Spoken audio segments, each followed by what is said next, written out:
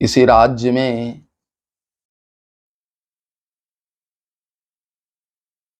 सत्संग नृत्य हुआ करता था। वहां के राजा सत्संगी थे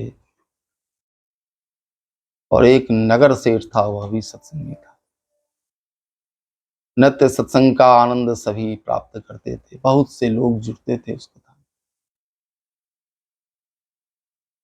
में। नृत्य कथा होती है,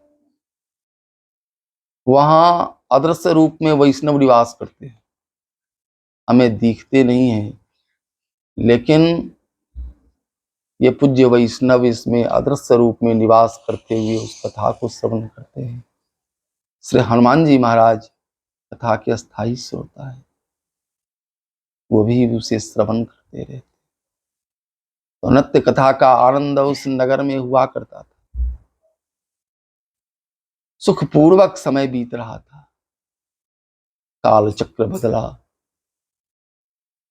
और उस राज्य में अकाल पड़ गया। फसल का उत्पादन नहीं हुआ, इतना फसल उत्पादित नहीं हुआ कि लोग भोजन कर सके। भोजन के लिए त्राहि त्राहि होने लगा। राजा ने अपना राजकोष खोल दिया और उस कोष से अन्न क्रय करके लोग भोजन करने लगे। उदार राजा थे। धीरे धीरे राजकोष खाली होने लगा। नगर के लोगों की स्थिति, भोजन तो मिलता था लेकिन और साधनों की कमी होने लगी। राजा का राजकोष खाली हो गया। नगर सेठ था, उसका चंदन का व्यापार था। नगर सेठ, अब अकाल का समय है तो उसका चंदन बिकता नहीं था, उसकी भी स्थिति अच्छी नहीं थी। व्यापार नहीं चलेगा तो स्थिति अच्छी नहीं है।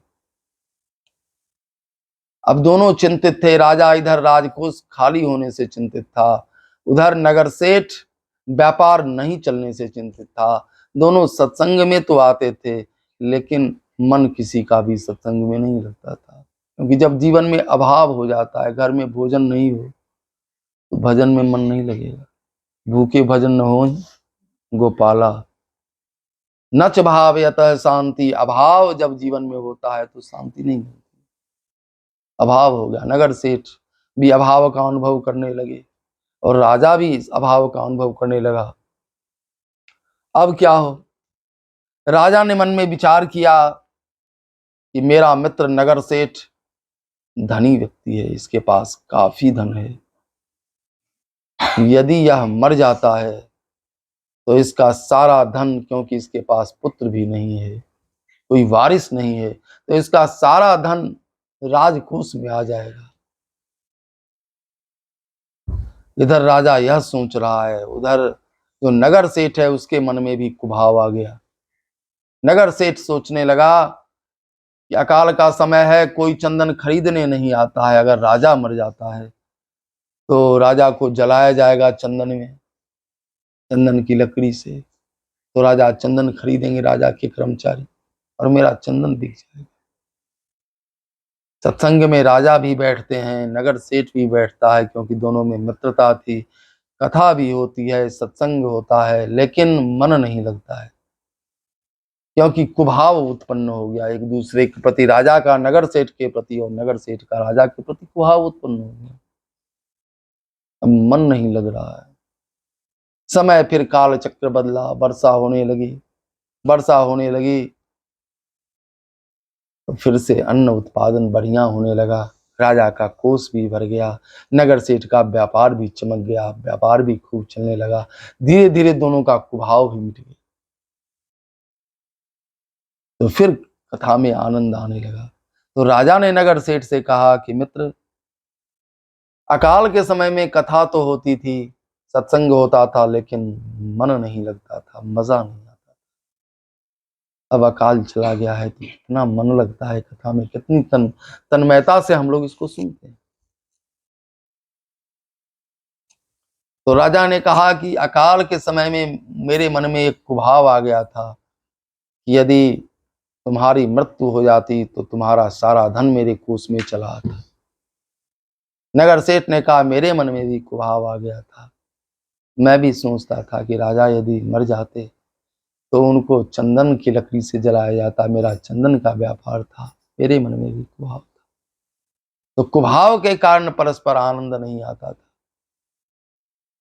गीता कहती है कि परस्पर भावयंता, एक दूसरे के प्रति यदि सद्भाव हो तो कि हमारा कल्याण हो सकता है। अगर एक दूसरे के प्रति कुभाव हो जाएगा, भावना दूषित हो जाएगी, तो फिर कल्याण की प्राप्ति नहीं होगी। कल्याण की प्राप्ति के लिए गीता उद्घोष करती है, परिवार में कल्याण की इच्छा हो तो भी आपस में सद्भाव होना चाहिए एक दूसरे के प्रति। समाज में कल्याण की इच्छा हो तो भी आपस में सद्भाव होना चाहिए। किसी संस्था में कल्याण की इच्छा हो, मंगल की इच्छा हो तो भी सद्भाव होना चाहिए।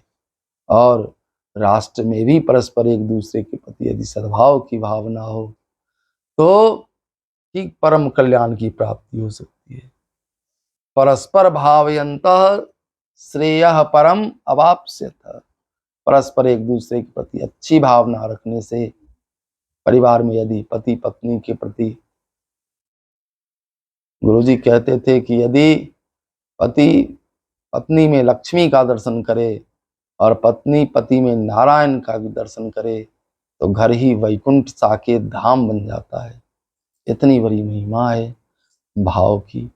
हमें एक दूसरे के प्रति अच्छा भाव रखना चाहिए। सीताराम जय।